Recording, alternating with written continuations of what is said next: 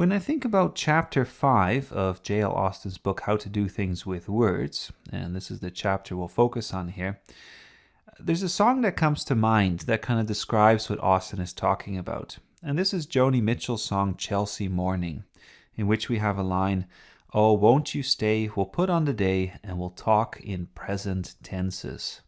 And this chapter is very much about the present tense. Now, you might be thinking, what does that have to do with speech acts?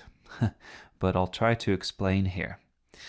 All right, so let's start with this example here, one that Austin himself gives. "I warn you that the bull is about to charge." You can see here there is a speech act, I warn, right? That's the action of warning. But as Austin points out, this is not just about a statement being happy or unhappy, to use his terminology. It's not just about whether the speech act works or doesn't work. Implied in here is also a true or false statement. And that kind of statement is not supposed to be associated with speech acts. So implied here is this notion that there is a bull, and that the bull can charge us, which we can determine is either true or false, right? So this is one of the dominant examples of the text. It's one that the chapter starts with. It kind of summarizes some of the things that we saw before. And we see here that these two distinctions between a statement being happy or unhappy and a statement being true or false, these things tend to infect each other, which is an interesting word that is being used here. And I mention this word because a later critic named Jacques Derrida is going to spend a lot of time talking about this notion of one thing infecting another. Derrida's point is, not surprisingly, if you've read him, his point is that you can never have a complete concept, a whole concept. One thing is always going to blur into something else, and one thing is going to infect something else. Okay, so moving on from here then, Austin asks the question, can we find some kind of grammatical form that is associated with the performative? And you can see here, I warn, right? What if we take this and we say, well, maybe this particular form, what we would call the present simple tense, the present simple, or what in extended form is called, in this case, the first person singular present indicative, okay? You could just do I plus the verb.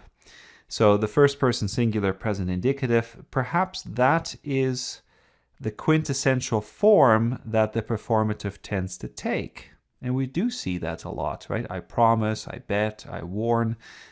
Maybe that is really the form that goes with the performative. Now, we could also add one particular word that seems to go along with this sometimes, and this is the word hereby. So we could say, I hereby warn you. And hereby seems to make it even more explicit.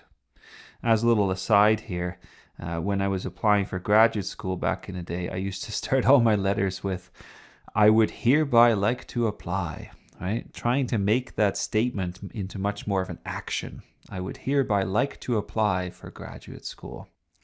So this seems like a nice distinction, but right away it starts to break down because, of course, we have lots of ways in which we can perform actions without necessarily needing to use the present simple tense. So, for instance, you could say, I order you to turn right, and that would follow our rule because we are using the present simple here, I order. But you could simply say, turn right, right? Just take this by itself, order somebody, and you really don't even need this. So in this case, what we are changing here is we're changing the mood. Because if you just take this last little bit, then you're turning it into the imperative form as opposed to the declarative form. So we're ordering somebody and we've changed the mood and it works just fine. Or to give another example here, let's say you say you were offside. Now, in this case, we've used the past tense. And you can see that we're also saying this to you, right? You were offside. So it doesn't seem to quite work. We can change the tense, we can change the mood. Austin gives a whole bunch of examples, and it doesn't seem like grammar is really the key thing that determines if something is performative. It doesn't seem to be the final test. We can even move beyond grammar and think about vocabulary. So if we think about vocabulary, even vocabulary is not really indicative here. So you could simply say, when you see that bull about the charge, you could say, bull, right? That's all you need to say. And there's a speech act. You are warning by saying that. Because these things don't really seem to work, Austin tries for a new strategy. And he says, well, what about just thinking about this not in terms of literal grammatical use, but a kind of implied use? So let's say somebody yells out, bull, right? There's a number of things that are being implied here. First of all, there's an implied I. There's usually somebody saying this. And so that I is part of this. It's simply implied. And we can also call this the utterance origin, to give it a fancy term. So the utterance origin. In the spoken form, that would be I here. But if this was a signature, so if I were to put my signature under something, right, there's my signature, that would be an utterance origin as well. If we were to take this and make it more explicit, so if we put it in an explicit form, then we can also see that we can reduce it again to that grammatical form that we had earlier. We could say, for instance, I warn, right? And go through this whole thing. I warn you, I, John Jones, warn you that the bull is dangerous. Okay, and there we have the whole thing in grammatical form. We could sign it as, if we like, and we've made it explicit. In other words, instead of thinking of grammar as being necessary in a kind of obvious way, we can see that we can reduce these performative statements to something that is grammatical, and that focus is very much on the present simple tense. So as he goes on then, as Austin talks about this, he talks then about this notion of asymmetry. Asymmetry. And you can see this in the relationship between the first person with the verb and the other persons. So for instance, if you say, I bet tends to be a kind of performative thing, right? I bet 6 pence or $1 or whatever. Whereas if you say he bets, then this tends to be descriptive or constative, to use the terminology Austin typically employs.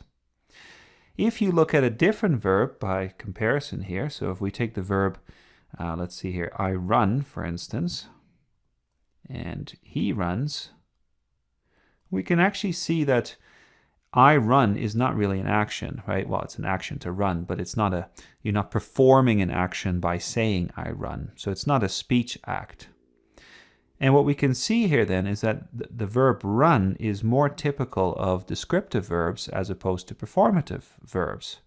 And if we have that asymmetry, then we could go through a whole bunch of verbs and say, is this verb a performative verb typically, or is it more of a descriptive verb? And we just have to compare these different forms. So this is seeming to be much more tantalizing again. There's more promise here.